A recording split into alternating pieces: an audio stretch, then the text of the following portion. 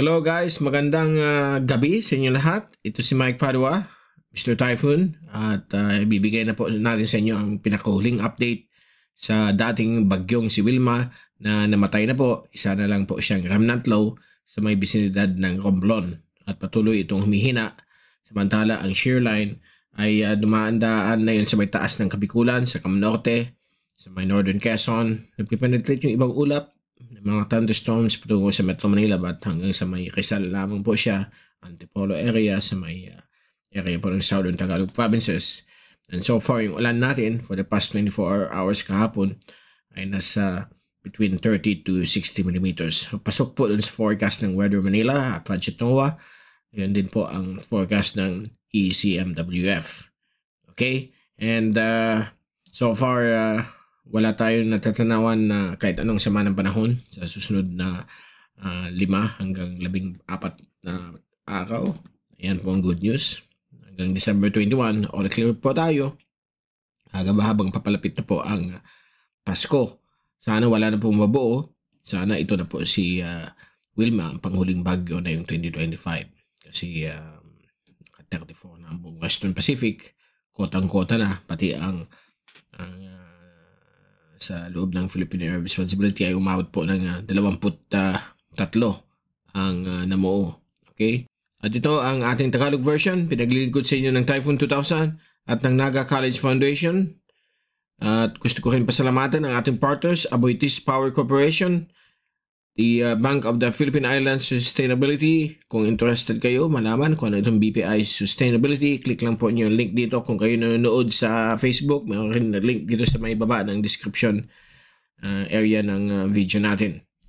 At ang lokal na gobyerno ng Naga City, headed by Honorable Mayor Leno Cabredo and our Honorable Vice Mayor Gabby Bordado.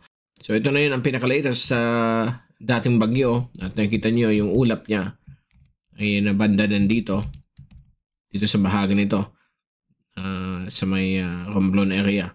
Halos wala pa rin masyadong makapal na kaulapan malapit sa sentro niya. Lahat po ay nandito po sa may taas niya dahil po na-push ng yan yung sinabi ko, malakas na wind shear o upper level winds sa may canopy ng bagyo. So nahihirapan po siya mag-organize hanggang sa natuloy na siyang humina bilang isang low pressure area sa may bisinidad ng Masbate at sa area ng Romblon. Okay, so ito po yung zoom in satellite animation. So nakikita pa rin natin dito ang aktibong shear line. So nandito po yung shear line all the way po yan hanggang dito pa ganyan. Okay, so pa ganyan. So itong shear line na to, dito po yung mga convergence ng hangin mula sa northeast at yung hangin naman mula sa east. So nagbabanggaan po yan. So nagka-create po dyan ng mga cloudiness sa may mga area ng thunderstorm. So nagkakaroon po dyan ng mga thunderstorm sa bahagi yan ng silangang Philippine Sea. Dito naman po sa Naga ay mukhang may mga padaan-daan pa rin ng ulan. Although nag-improve po compared kahapon. But tomorrow, much improve. Baka sumilip na po ang haring araw. Okay? Pag sinabi nating normal weather, fair weather, may chance pa rin ng hapon o gabi ng mga isolated rain showers at localized thunderstorms. Okay? At since nasa mahinang La Nina po tayo, inaasahan po natin mga ganitong situation na biglang uulan sa tanghali, hapon o gabi, kahit manipis ang mga cloudiness dahil po sa medyo nasa na po tayo puntang mahinang La Nina. Okay, may mga thunderstorms rin tayo nakikita dito na yon sa may bagay ng Palawan, sa may Sulu Archipelago. At punta naman natin na yon ang latest sa dito sa DAPIA.top. Ito po yung visible night image. At kahit gabi nakikita mo yung image. At nakikita nyo yung storm. Ay nalusaw na po dito. So meron pa rin siya ditong konting kaulapan. Dito sa bahagi nito. Dito. Nandiyan siya na yun. Nandiyan na yun yung remnants ni LPA o Tropical Depression Wilma. Naging low pressure na lamang. At nakita pa rin dati dito may mga malilit na mga thunderstorms dito sa may Bicol. Dito sa may Southern Tagalog provinces. Sa may Polillo at meron rin dito. So ito po ay mga group of localized convection known as thunderstorms. Bibigay po dyan mga malalakas na ulan. Minsan mahina, minsan malakas. So by tomorrow ay magkakaroon po ng improvement ng panahon ngayon sa Lunes ng umaga at hapon. Okay, so ito yung final clock ng Pag-asa. Nalusaw po siya after crossing Samar at kaninang 8 a.m. Itong LPA na ito ay nandito na po. Okay, dyan sa area na yan. And then ngayong gabi nandito na po siya. So ito ay kumikilos patungo sa west. And then ito po ay lalabas bukas dito sa may northern part of Palawan bilang isang napakahina pa rin na low pressure system. Okay, samantala ito yung rain forecast 3 hourly at dramatically mag-improve ang panahon sa bukas po Lunes, December 8 at sa Martes hanggang sa darating pong Friday ay nanatili na lang po naka-stationary po dito sa may bahagi ng extreme northern Luzon, dito sa may silangan bahagi po ng Cagayan Valley, ang shear line dyan sa bahagi na yan. So bibigay po dyan mga ulan na pwede lumampas po ng 100 mm sa isang araw na event nitong shear line, lalo na po sa darating pong Thursday at Friday. Ito pa ang 24-hour rainfall accumulation. So nakikita nyo dyan ang shear line sa taas, nagbababa, nagtataas naman po dito sa may bahagi nito ng Eastern Luzon from Cagayan Valley down to Northern Quezon. So may mga 50 to 100 to more than 100 mm na inaasahan sa darating pong Tuesday. Wednesday ay medyo hina na naman po siya. Martes mahina pa rin. At sa 12, Friday, December 12, may mga 50 to 100 mm na mga ulan. So yan po ang kalagayan ng shear line sa mga oras na ito hanggang sa susunod na 5 araw. Now sa wind forecast, kita ninyo nandyan pa rin yung shear line at amihan. Ito yung amihan sa may dulong Hilagang Luzon at Hilagang Luzon. Sa Martes, ito po ay bagyang hina. And then tuloy-tuloy po yan.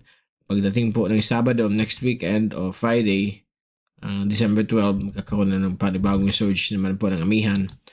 Dahil may bagong malakas na high pressure yan. So, bababa na naman po ito sa may Luzon.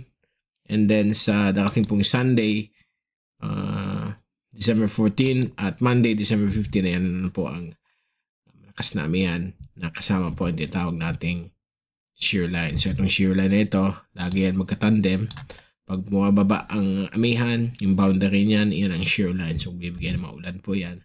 Lalong-lalo na yun, meron tayong mahinang La Nina.